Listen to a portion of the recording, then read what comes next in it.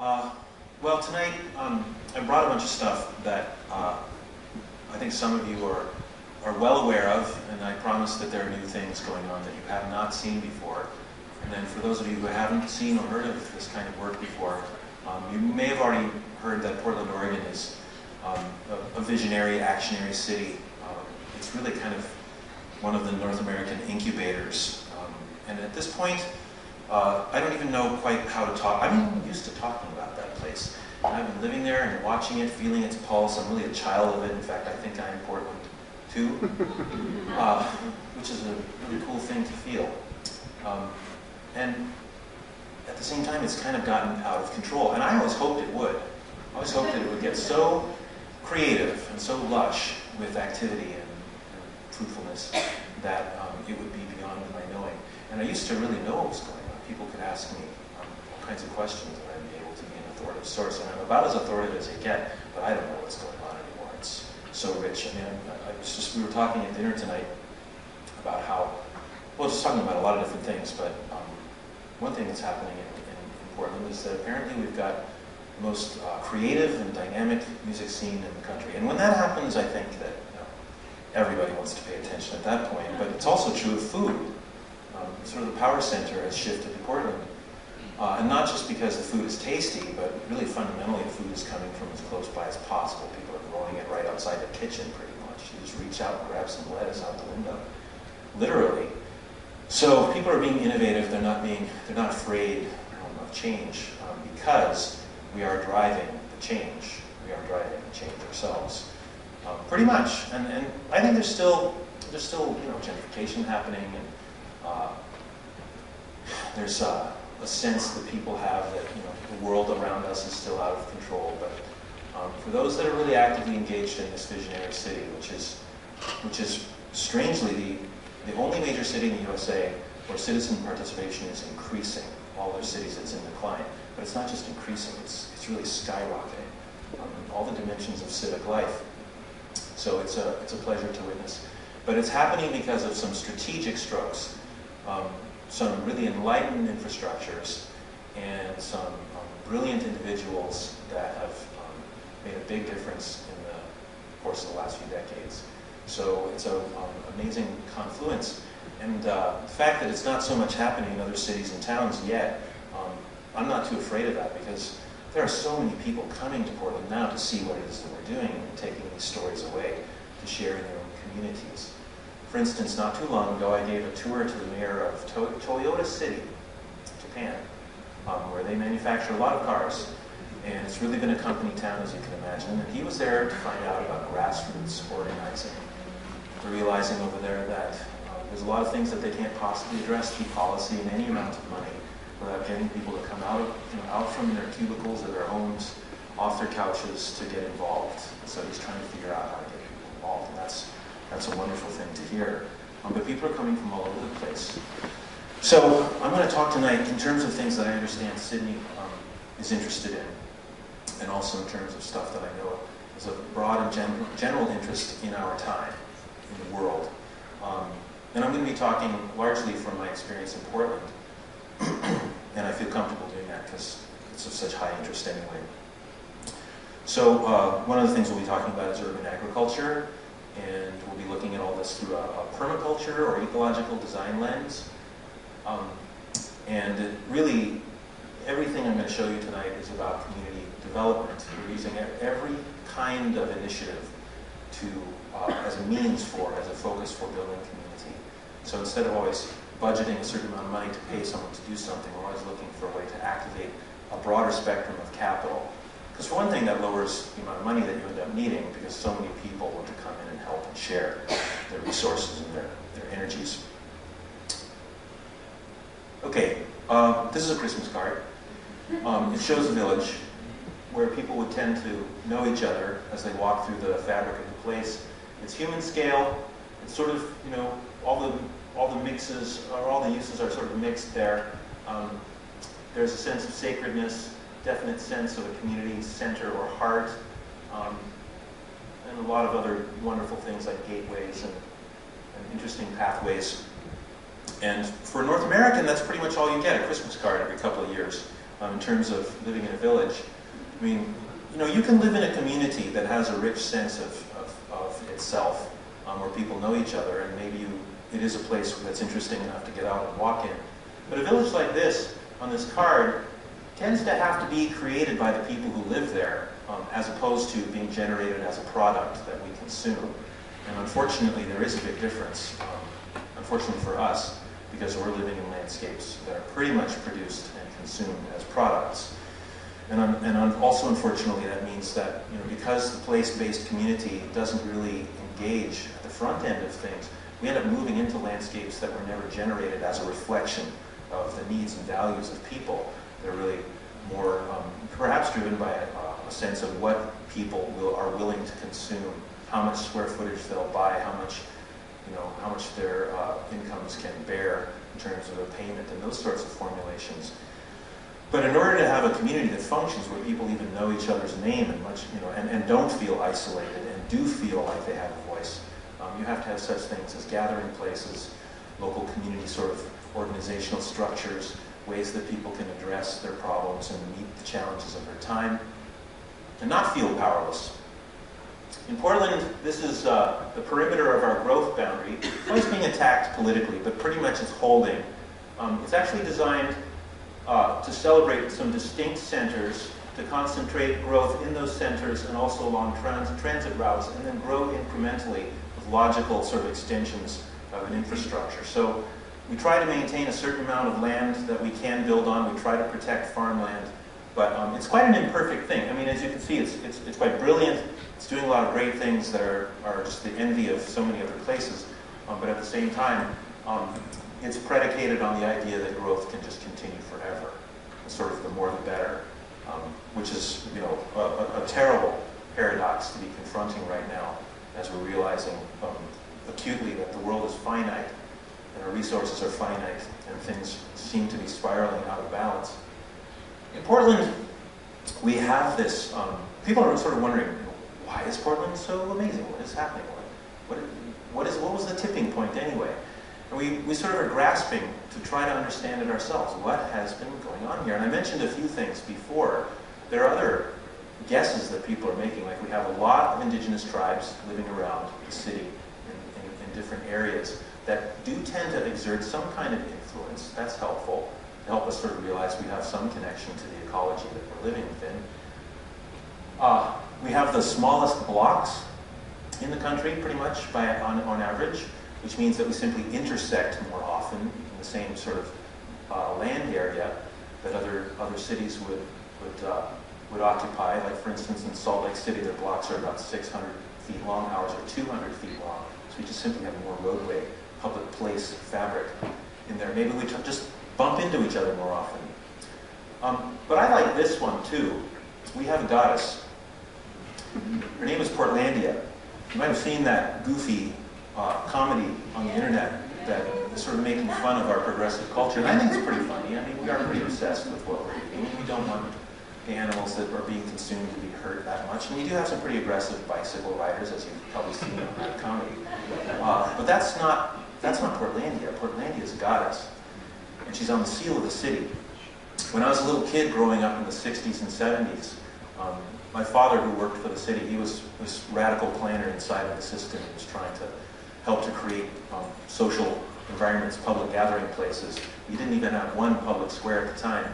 So his cause was to try to transform, in particular, this one parking lot, to take it down in the heart of the city and turn it into a public square. My bedtime stories that I would wait for him to come home to tell me were all about his struggles with big businesses downtown, and sometimes with political entities who threatened to fire him. He was very brash. They'd even hired him to champion this project, also thinking that he could take the fall if necessary. And he didn't care. He'd come home and say to me, the great cause of, I mean, he was a real idealist, the great cause of our people, meaning us, is to move our condition forward, no matter what. I may be fired from this job for fighting this cause, but it doesn't matter. We'll find another house, we'll find another job. The torch that is passed from one generation to the next, I will pass you this torch, you know, and your cause will be the same. It's the same cause to uplift our people. what a beautiful thing to hear. So I would always be waiting for those kinds of bedtime stories. But when I got into his city car, this little green car with an emblem on the side, I was relating to Batman at the time, because Batman had a Batmobile with a bat on the side. We'd get into the car with this emblem of the goddess on the side, and I was like, yeah, we're the city. Wouldn't do anything. And I would go color pictures for the planners downtown and coloring their sort of zoning maps and stuff. And yeah, I take naps under the map of the city. So when I grew up, and I guess I'm grown up, when I sort of got to a certain point and started to act outrageously, like, how can you do that? You know, don't you realize you don't have any power? I was like, dude, I'm the city. And I'm talking about something that is available to us all. I actually have had a friend who's a Cheyenne spiritual leader, and he said, wherever in the world I go, I am Cheyenne. Now, a tenet of sustainability would be that someday you will have the ability to say that too. You will identify so strongly with your place, your roots will be so deep, you will call yourself that place no matter where you go in the world. I could relate to that, and I invite us all to claim that kind of identity. Okay, and it's a serious challenge because in the landscape where we live, I mean, speaking of, I'm talking about a common cause that all conservatives and liberals and progressives and everyone can relate to. But in our landmass, because of the Dominion Land Survey of Canada and the National Land Ordinance of the United States, we live in a landscape that was designed to work this way, to be absent gathering places. I mean, the Dominion Land Survey is based on Roman colonial expansionism. I mean, that means it wasn't written into the policy to create gathering places, because as people moved westward, they were moving into an infrastructure that was designed to sort of house a working class so that they would work to extract resources and cut down trees and send the resources and wealth back to the East Coast, just like in the USA. So as we're moving through the North American landscape, and in the case of Portland, Oregon, on Northeast Sandy Street here, this is the only community bench between Willamette River, which is basically 0th Street, and 360th. This is the only bench along the way that isn't connected to a bus stop. It's the only one just for sitting. And as people move back and forth in the fabric of the city, it's become so normative, the absence of place, that they don't even notice. And they don't see this as a miracle, in fact. But if you were from another country walking along here, you might see this bench and think, oh my gosh, maybe there's hope. Americans have built a place to sit. And being that you'd be a villager from a place where sitting places also are related to beautiful views, you might sit down and check out the hedge for a while and then decide to buy some luggage and get the hell out of there. You're like, must find place. Okay, well, we live in these systems that we don't understand. We come out of our house, we get into our car, we go from the home zone to the work zone. The home zone where we don't tend to know the people around us because living and working has been disintegrated, and we go to the work zone to work among people we don't really get to build relationships with so much, because you can't really tell your stories and be focused on building social relationships when you're there to work, and you're hired to work, and to perform. And that's a whole sort of phenomenon, really, I think, comes from the disintegration of living and working, because if we lived and worked in the same place, we would run our own show, wouldn't we? We wouldn't need to work so hard either, would we? And we would tend to have stronger, more resilient relationships as a basis for a sustainable culture. I think our very unsustainable condition is predicated on this separation and isolation of us from ourselves. So here are people at noon. This density, this neighborhood at this density is empty. They're all off somewhere else. The same is true of this. They're both home zones, residential zones, where living is zoned almost like a monoculture, and working is zoned like a monoculture elsewhere. The pieces have been separated, which forces you to be reliant on transportation, but in the USA, they destroyed the mass transit system, so that you have to buy a car, which would make you consume a lot of oil. And that was a design, which is killing the world and hurting our people. Well, fortunately, we have brilliant individuals in the story. Like Lizzie Maggie, who created the game Monopoly as a way for Canadians to play the Dominion Land Survey and for people in the USA to play the National Land Ordinance. And you can see what she was getting at. This is actually a condensed version of the Dominion Land Survey, the rules. And as you play the game, hopefully you start to see how the Dominion Land Survey works. You're going round and around, and at first you're like, oh, this is going to be so fun, all this colorful money. I get to be a schnauzer today, or a little car, how fun, or a wheelbarrow. So you're thinking, oh, this is all about fun. And then hopefully quickly you notice that the only form of commons is a jail and a parking lot. And then hopefully you notice that as you're gleefully tearing down your own houses in order to put in a hotel, that you're playing gentrification as if that's fun. You know, and hopefully you're looking really closely to see all these displaced families having to move elsewhere. And then as you're playing, hopefully you notice, oh my God, everything here is a form of commons. Vermont Avenue, Connecticut Avenue, Baltic Mediterranean, all the way around the board, everything for sale is a form of commons and a public utility or a railroad. That's what Lizzie Maggie was trying to get us to see. These things lead to the consolidation of power and ownership to the exclusion of our participation over time. And yet we come from places that are way more reflective. In fact, the predominant urban form across the planet remains the geomorphic village, which is basically where people have found a conducive place. There's sufficient water.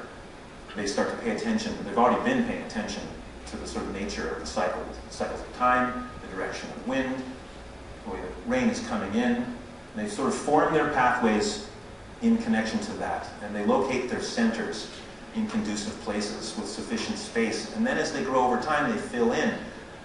This is not haphazard. This actually has a fairly logical road network going on of primary, secondary, and tertiary streets, which you get in the grid, except here it's all interesting. And the living and working is not separated by vast distances. Notice in this area here, about the same size as a Canadian neighborhood, there are literally dozens of major public gathering places and hundreds of smaller ones throughout the fabric of this very interesting environment that reflects this place-based community. I'm not trying to romanticize them or say that they're perfect, but it is an expression of people adapting to their ecology over time. And how interesting that this correlates so strongly to something like Brandy mentioned earlier, a mycelial mat underneath the forest floor, that is actually an information and nutrient exchange highway system where things happen at crossroads just as surely as things happen here. And just like in an ecology where you have nested systems, nested sort of communities around those places where networks are crossing, so exactly do you have nested systems of social cultures around each one of these that tend to be stewards, that tend to gather there and program those spaces. So it turns out we belong on the planet. And this is a key thing to get if we're going to try to be sustainable. Stop doubting that we belong here. And no wonder we doubt it because we live within invasive infrastructures that are imposed at once and at the beginning so violently we don't even want to think about it, right? So, and yet at the same time, we save our money to go visit these geomorphic places. You know, we work here thinking we have to go elsewhere to consume culture. You know, and at the end of your vacation, your wife has to push you onto the plane. Come on, honey, it's time to go home. No, don't want to go home. But then you make more money to leave again. And then you hear in the paper, you know, oh, it takes time to build culture. Wait, this is a young country. It takes a lot of time. No, it doesn't.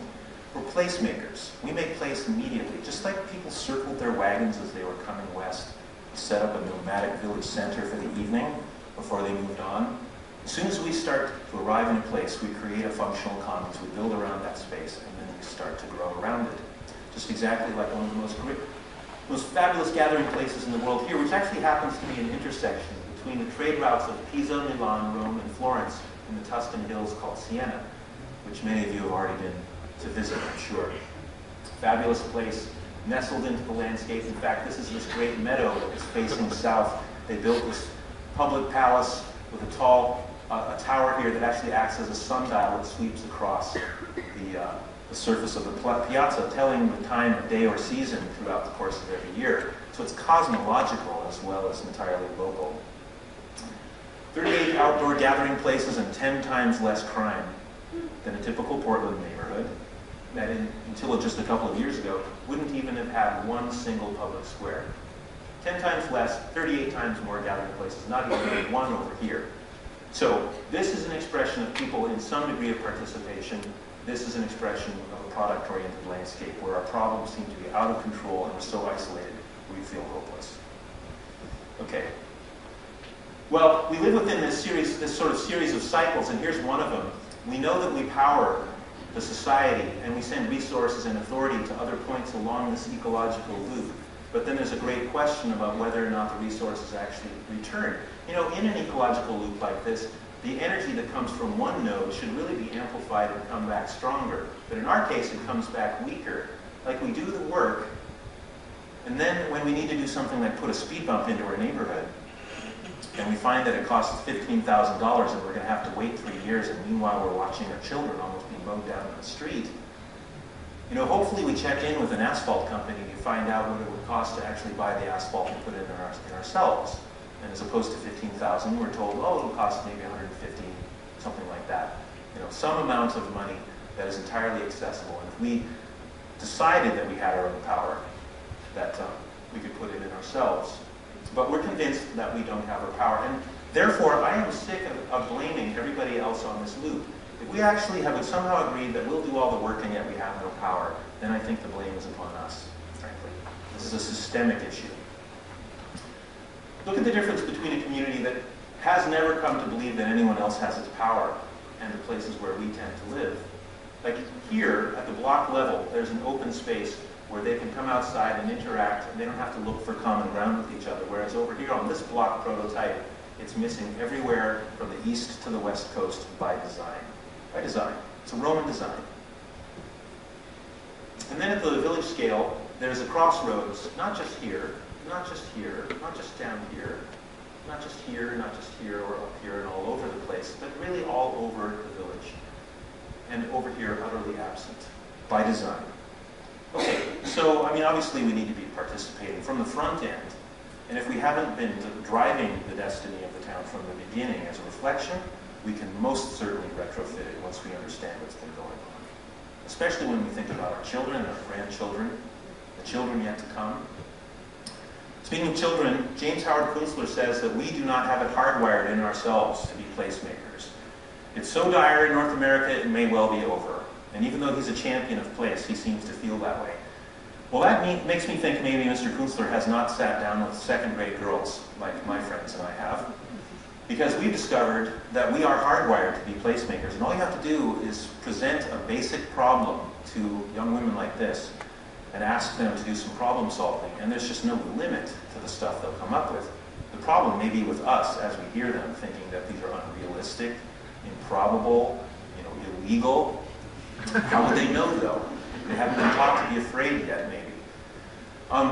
Okay, so we said to these girls, all right, we've got these intersection templates that are crossroads of streets and sidewalks on corners.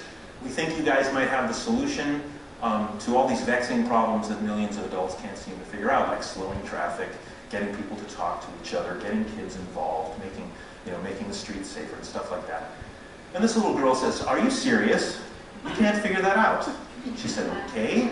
She grabs this little bit of red clay and she starts to make a circle and she says, let me break it down for you. She places it in the intersection here and she said, this represents a pony ride. She said, I guarantee if you get a bunch of ponies out in the street, people stop their car, they'll want to get out, they'll want to pet the ponies, ride the corners like a pool and some lawn chairs, and I think this is a little building over here and these other things here. And then her friend here says, I have such a better idea than that.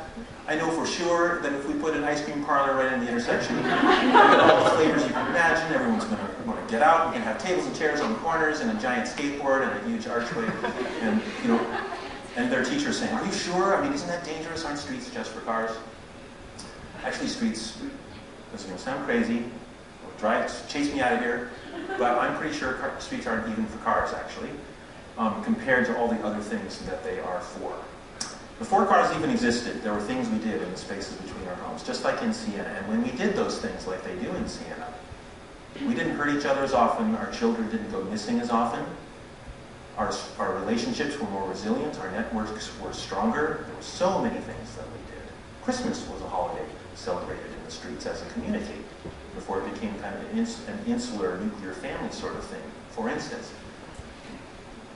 streets are for people. Streets are for fighting with each other, yelling at each other, falling in love, walking from the places where we live down to interact and move between the places where we work and where we get the things we need, like bread and flowers and clothes and drink. A car is flowing through the traffic here, but you can see they're not mowing everyone down because they actually have a strong identity with the other people who live here. The car can actually move through the space, but it's mostly for people. Who needs a car when living and working is so integrated? In fact, the public health statistics are way different because they simply have a more walkable, talkable landscape. We're looking at Italy here, where they are outside pretty much every day of their life, walking to and fro from one intersection to the next.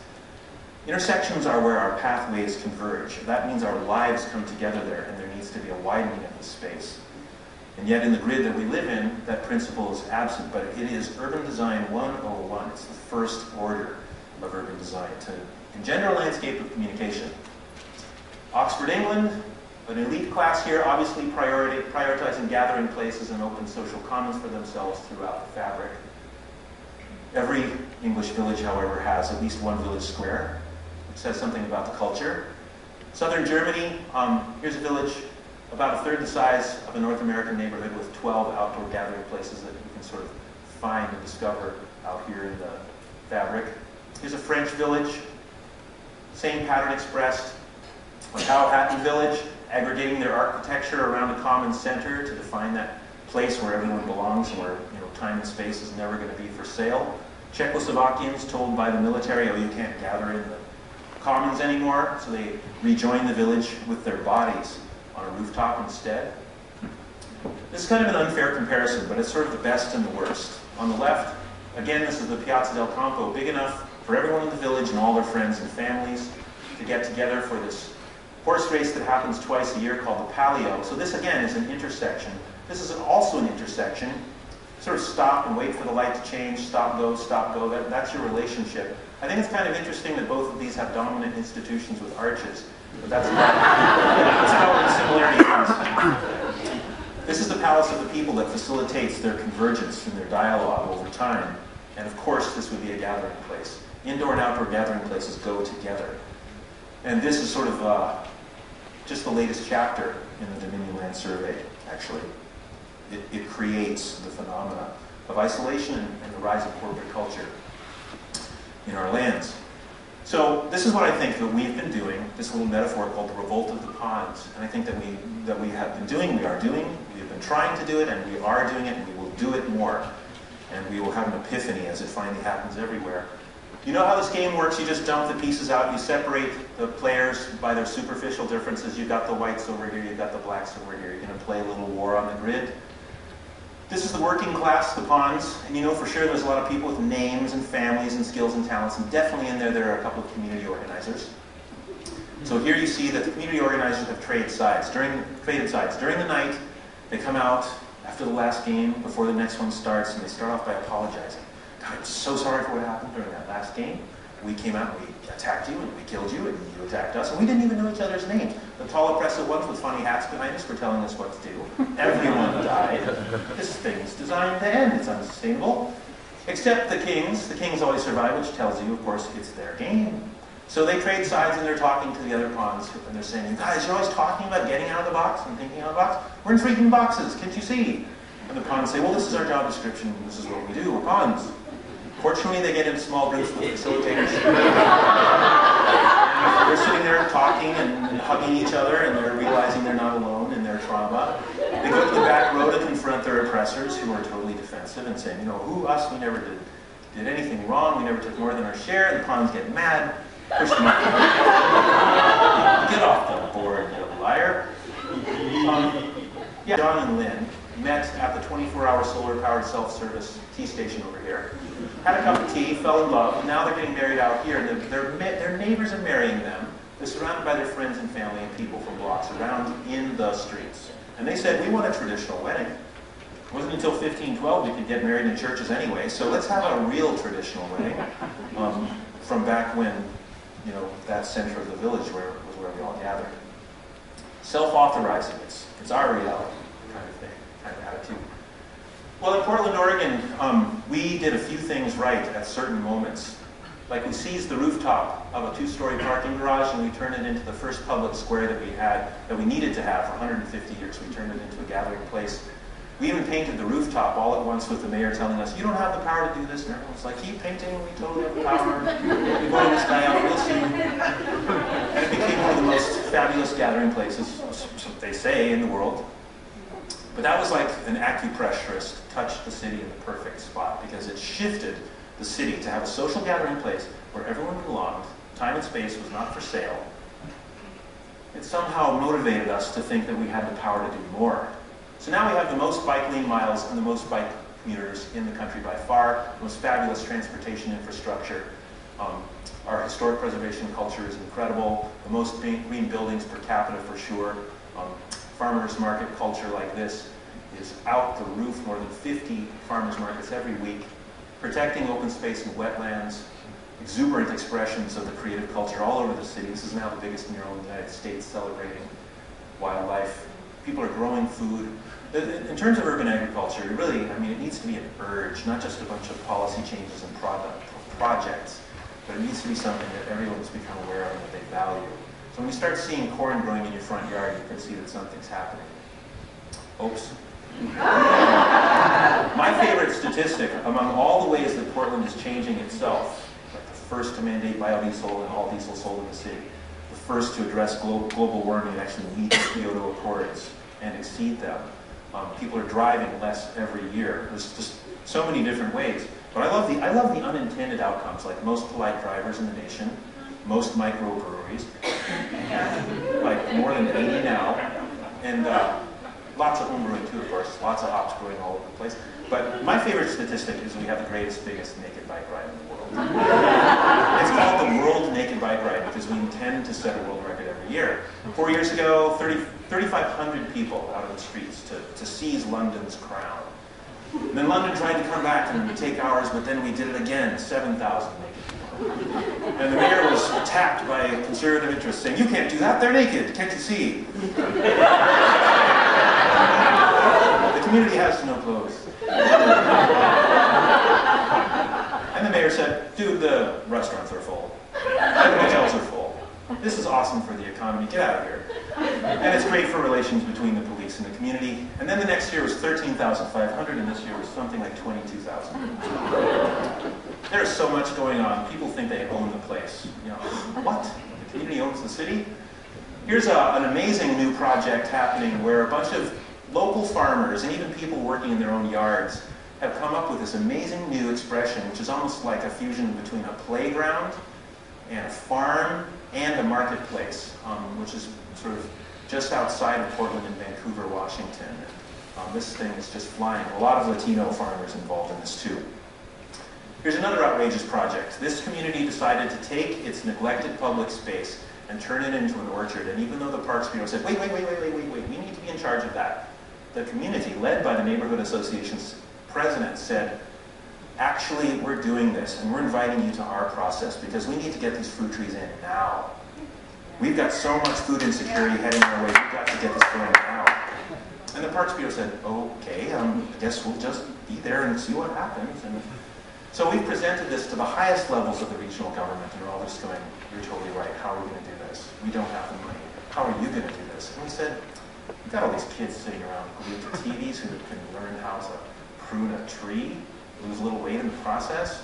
We've got backhoes in our neighborhood. We've got horticulturalists. We can get this done for nothing. So you can be facilitators. And we're all excited about that because maybe that'll help them keep their jobs in the midst of all these budget cuts. Then one of the most enlightened, affluent members of the bioregional community, one of the founding employees of Microsoft, comes along and says, I want to be part of the solution. He takes a permaculture course up not too far from here and decides that he can actually help to save the world. He starts by purchasing this 65-acre parcel in southwest Portland and converting it from a blueberry farm into basically a food forested landscape, sort of many different wonderful things going on here that is just the absolute cutting edge of a localized food system, but beginning with the idea that all the food is grown for only the local population. It goes the shortest distance possible to people's plates. This is what it looks like, this sort of village of on-site cooperative farmers in multi-family houses of cob and straw bale, all passive solar, the greenest possible, sort of low-impact systems, lots of aquaculture happening on the site. Here's some of the rotational fields, and you can see these lovely food forests differentiated by subtle differences in color here. So just a really amazing thing, and this guy's just writing in and he's saying, not only do I have millions, I have lots of friends with money, and I'm going to be inspiring them to do this too. So as we thought we were down in a hole, suddenly there's this light that's shining. And I think the help is going to be coming from everywhere as we're seeing. Innovative new educational projects, like the idea that preschool and grade school and middle school kids could actually be educated to be stewards of the landscape, in which this isn't just a bunch of greenery, it's all edible, a whole lot of it's native. They're inviting lots of other members of the ecology back in as a member of the community. And all of this is about teaching and nurturing, raising our kids to see that as the sort of prime directive. Projects like this, Our United Villages creates the Rebuilding Center, which is the United States sort of flagship facility for repurposing what other people would call waste and making it available to the community again. But the building itself is made entirely out of recycled and natural materials. Everyone comes from within walking distance who works here. They all get living wages. Their entire families are covered for full dental and health benefits. They all help to run the organization cooperatively. It's the application of permaculture to a social and commercial context. So it has an entirely different result. Everyone's benefiting more, and when you come in, everything costs less than you would ever pay in a place where it would be new. Like these code-approved recycled doors here, double insulated glass costing multiple times less than you would pay for them new, and at the same time, that things are costing less. Again, there's so much more benefit to the people that are involved because you've cut the alienated corporate power structure out of the loop utterly. And then that leads to the rejuvenation of an entire commercial district, which if you come to Portland and visit the Mississippi District, you'll see. Here's the main pedestrian entrance, which is a sculptural amenity created by people living within 2 blocks in a span of 10 days. This is what it looks like up above the Cobb, this sort of spectrum of, basically it's talking about the tree of life made out of recycled metal. These are all little nail heads making the blossoms, so they were mentoring children and teaching them how to weld at the same time. This effect is moving across the landscape to small towns and big towns. Here's where the National Endowment for the Arts actually funded Bay City, Oregon, to reconsider the entire infrastructure of the city, to create a network of places and linkages that would bring people outside and get them to interact again. The entire vision being created by the people who live here, including the total rejuvenation of their main street, the acquisition of the Masonic Lodge, turning it into an arts center from which they've been organizing the rest of the plan. Talking about successional strategies, this will be the only public square in the history of their town. It will be that, and it will be their community center, but at first it's a community garden, getting people to associate with the place, to get activities going on there, to get people creatively engaged. So we're doing this all over the place that we can. I certainly am with my friends. This is the design office where I work, which you can see is a microclimate. We have almost 100 edibles around the site. There's just a few of them. Fruit trees of many different varieties, even nut trees. Shading our storefront windows with solar trellises that are giving purchase to fruit-bearing vines. Perennials, lots of insect beneficial flowers. Even things that, we decided that these telephone poles would make really great fruit trellises as well, so we drilled some holes into the concrete. We got some great blackberries going on. Old growth asparagus here. Okay. So, how you kind of translate this to Sydney, Vancouver Island, is, it's not about the form, it's about the idea of reclaiming your own destiny and recreating the landscape as a reflection of yourself. Here's where a neighborhood realized that they lived in the Roman grid and that there were supposed to be gathering places all over the fabric, but the places where their pathways would converge were simply only transportation corridors and not destinations of arrival. We transposed, we looked at village-based patterns to realize that intersections should be places, and we compared them to our neighborhood, and we decided it was time to do as our ancestors did, and reclaim our birthright. So we talked.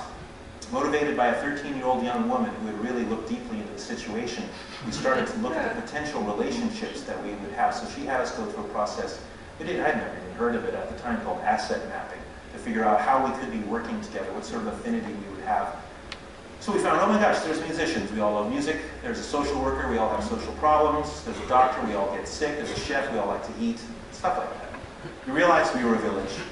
We decided to take a street intersection, turn it into a public square. We decided we would do that, but we would check with the transportation department first, and they said that's impossible. Nobody's ever done that before. And we said, well, it's done all over the world. Can't we try it out? Can't we talk about it? And they said, oh, this is so frustrating. You have no power. We have all the power. And they said, besides, that's public space, so no one can use it. Have you ever heard of that word dystopia before? Where people don't really know what's happening to them, and all these norms and givens that they inhabit are it's sort of like punching themselves in the face every day, thinking they're doing the best thing they can. So it was sort of like that. So we said, okay, we'll be down in your offices in just a little under a half an hour. We want to have a conversation with you. And we got down there and we asked them a question, which was this. So you're saying after 35 years of paying for a house, we have nothing. We have no power between our homes. We worked all that time and we have no say. And you who have never even stood here in your life have all the power over us. And they said, well, of course, that's how it works. We basically said it doesn't work like that anymore, and they said, good luck with that. And we went back and forth saying, duh, duh, duh, to each other. And we were trying to be friendly about it, but finally we decided to get into the elevator and leave. And we swore to them that they did not have power over us. And at the last moment, I'm from Brooklyn. We're like, what does that mean? It means that I grew up in a place where the streets belong to us. And we would play ball there, we would gather there, our whole community identified with it. And if you drove too fast through my neighborhood, I would bust your windshield out with a baseball bat. But he's like, I am an official, I can't say that anymore. But I can give you a permit to close the entire area for a day, and you're going to have to work quick. Please don't tell anyone who helped you. So they gave us this permit to close the entire area. So we were out here painting the street when Ed, the gigantic policeman, came driving down the street. And he saw what we were doing. He just was like, okay, what now? And this grandmother and this granddaughter walked up to him and they said, Ed, take a roller, come on, paint the street with us, come on, Ed, you can do it. And he's like, you know I'm a policeman, I'm paid by the city, I can't do this, but you guys are the coolest, and if anyone tries to mess with you, they're going to have to deal with me. He immediately became an advocate, and he never even reported this, because he's like, you're doing everything I want you to do. I want you to get along. I want you to come outside. I don't want you to be afraid. Brant Williams, transportation official who helped us to legalize this, and to legalize it for the whole city within a couple of months, went on to become in charge of the entire Bureau of Transportation. So we were being criminals, we were being villagers when we did this, but we were basically taking all these goals and objectives that are just standing there unmet. Oops, not enough money again this year to make the streets safer. We said we can do this all right now. We can make the streets safer, we can slow traffic, we can get kids involved, we can clean up the streets, we can build an identity around the place, we can accomplish all these livability and sustainability objectives if we can just take this space and make it our own. The City Council legalized it and said, this day, we retroactively install a field for creative participation to enable the community to repair itself through the repair of the crossroads. And this is what started to happen. The carpenter worked with these two kids to build a little self-service library, an information place, and a little community clubhouse. We had no money. I mean, if you're looking at this and thinking, not in Sydney, buddy, what I hope happens in Sydney is that Sydney decides for itself what it will be, and will address its own goals, and fuse its visions together and its resources to do it its own way. But that's what we're about, because in the start we had no resources and a lot of people didn't understand how to even listen or care because they were so isolated. City came along and said, what in the world is going on here? People are taking down their fences, they're buying the houses they were renting, they're tearing up their yards and putting in gardens. Neighbors are getting together, making other little neighbors here. What's happening? 9 out of 10 say they feel safer and there's less crime. 9 out of 10 feel that traffic speed has decreased. And the city didn't have to give us anything. They just needed to get out of the way, which is what the mayor said that they would do. Projects on the corners start to grow. Participation blossoms. So much goes on that is even unintended and unforeseen. Like this elder woman who couldn't paint her house since 1966. People discover that she's been alone and doesn't have children to help and has no resources, and they paint her house over a weekend. 3 days after they discover that she doesn't have the means. Things all over the neighborhood, people taking care of each other, employing each other, looking after each other's kids, having dinner together, going camping together. There's so many things we need to do in the streets. Birthday parties. I mean, I've got this whole set of slides I didn't bring tonight on children shooting arrows in the streets and having puppet shows and so many other things that build their sense of affinity with their own local community and environment. But maybe more than anything, we need to be dancing out there. The streets are for this, way more than they are for cars. And I can say that because I've seen so many villages that have persisted for a long time around our planet This is a birthday cake modeled after an intersection. Look at these kids. You cannot tell them that they don't have any power now. What are you going to do? Then the adults start looking at the environment around the intersection, and they decide that they're going to start transforming it as well, and they're thinking about food too. They start looking at the block. This is actually a model of the block. They start looking at it in terms of a village. Like, yes, there would be gateways that we would pass through in order to return to our village. Like this. Beautiful, sumptuous, fruit-bearing vines growing up onto lovely portals. We would travel pathways if we were villagers, not just travel 90-degree angles to come into our house and then leave again without talking to other people. We want to travel the paths in between our places to arrive at a common center, perhaps, as villagers will do. And as we were having that discussion, these neighbors run outside during lunch and cut down fences in between their homes. Oh my gosh, never thought of that. Of course, must walk diagonal through block. You know, stuff like this, it becomes commons instead of a dividing line. They do identify that there would be a commons underneath a sacred, beautiful magnolia tree, and then there's other likely locations for other activities. So at first it's just an open sort of circle like this where we've taken down the fence and we're starting to grow an abundant landscape here. We come up with a community program that starts to reflect our values, things that we want to do here and not just go elsewhere to consume. Like a tool library, a community gathering place, of course tree houses, places for healing, a marketplace for exchanging, and so much more. People start to trick out their porches, renovate their garages as gathering places, even office spaces, guest houses, meditation spaces, overnight spaces, places for kids to play, and so much more, all shared in the middle of the block. A community sauna like this, and these are the most ecological expressions using natural building and permaculture design principles. And then retrofitting the landscape where before there was just lawn, suddenly there are solar gardens, basically annual gardens and food forests planned all across the block. And then it happens all over the place. At Steve's house, he didn't want to be a gardener, he just wanted to give his yard to everyone else if they gave him a share of the garlic. Vertical gardening can happen anywhere, especially on the south sides of buildings where you can grow hops, kiwis, grapes, and other things. On top of old garage rooftops, you can also put in something that helps distressed bee populations like this, a living roof, which also helps to mitigate climate change as well in a small way. Then the neighbors are out walking around the landscape talking about what does and does not serve to support animal and bird populations or even to feed us. Then we start retrofitting even side yard setbacks with chicken farms, bee installations, and then Nancy comes along and decides that we will compost in the street right away, by God. And the Department of Transportation is just like, okay, Nancy, you can't say no to Nancy. So now she's like marching around the neighborhood getting composting systems in the space between sidewalks and streets. Then there are things like this, where you just kind of get crazy, having fun at the same time as doing stuff that's really, crucial. This is the world-famous self-service chicken palace here, topped by a weather vane with people on it. You've heard of the chicken basket with fries. This is actually a chicken basket with just straw in it and a bunch of chickens telling stories. Chickens like to walk up spiral stairs, of course, because they're very aesthetic creatures. Here's a little Clark Kent Superman sort of chicken coming home at the end of the day to a little Lois chicken. What you're seeing here is we're making fun of Christopher Alexander, who we love, who said, there is a pattern language of place for people, and we just thought, well, that must be true of chickens as well. Wouldn't an egg sort of mean home to a chicken? So here's a little chicken coming home at the end of the day, coming up the spiral stair, sitting on the front porch underneath the chicken-shaped recycled plexiglass front porch roof, looking in past the egg-shaped French doors that have a feature a peace sign when you close the doors, because of course chickens are pacifists, as you can imagine. Sort of chilling on the front porch here. And then the neighbors are just having so much fun, they're tearing up each other's lawns and putting in squash and beans. Here's the installation of a 150-foot food forest in one day, the first sort of phase of succession. They're taking up the edges of grass, they're about to sheet mulch, cover that with mulch, got some help from a local politician getting involved as a prototype, and all these people come from across the city, see what we're doing and do it in their places. Then we discovered that water is illegal. Actually, it's illegal for water to flow over a property line in North America in an urban setting.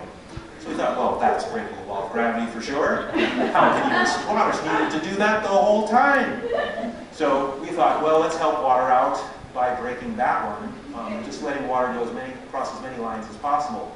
So the idea being that every rooftop is analogous to a mountain, and every space in between the homes like a river valley, and we'll slow the water down along the way and get some aquaculture going on, capture the water in a cistern around every house, and then use it inside, and then probably run it into a constructed wetlands where it gets recharged. You can maybe drink it again, and then of course at the end it goes into these swales around the perimeter on the low side of the block. And this is what we think world peace would look like from a water systems perspective. Yeah, actually the whole point of this is to create world peace where we live and stop waiting for presidents and premiers to bring it to us, because they won't. It can only come from us, and it only ever will. So layers and layers of reconsideration and activity. You know, and as we've talked about how much time this will actually take, concentrated focus on this as opposed to working at 7-Eleven your whole life would take about 10 months to engender all of this in support of each other. That's what we think. And as we're talking about all this, we come outside of our discussion and we see that children have put walnut shells into the very bath to remind us about beauty and playfulness. The adults get to work and start putting in any kind of system they have with whatever sort of resource they have. Constructed wetlands are really quite inexpensive and simple and have such a profound impact on water. And at the end of the cycle, they can go into gorgeous swales like this.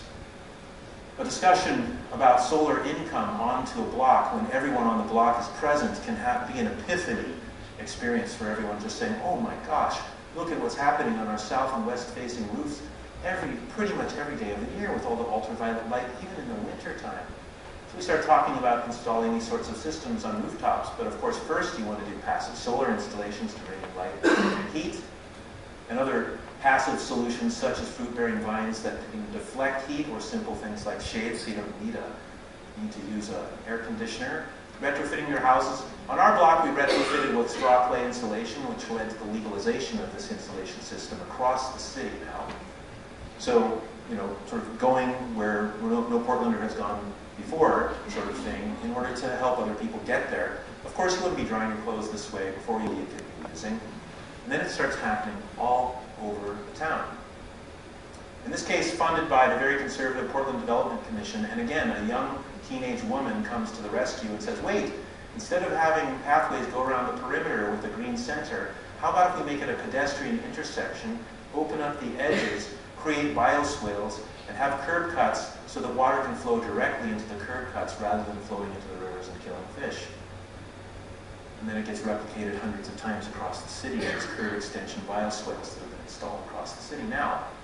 So these young people that aren't supposedly allowed into the political discussion until after they've gone through public education or something, speaking up in a community setting. I mean, I think this is what great sages have meant when they said, listen to the children kind of thing, or the meek will inherit the earth kind of thing. So many different examples, each its own metaphor, each its own story in its place. Incredible. A community gathering place where before there was only asphalt that divided the landscape. This one's celebrating the major flora and fauna of the Northwest bioregion. Absolutely amazing. They're coming up with these ideas themselves where they live, they fund it, they coordinate it, and they install it and they maintain it, and it affects their social culture. They start going to work and being more uppity. They start believing in the possibility of a better future there and start having more courage in their hearts. And these are catalysts. Painting an intersection in and of itself doesn't save the world, but it gets you to savor the world, and that's really the strategy.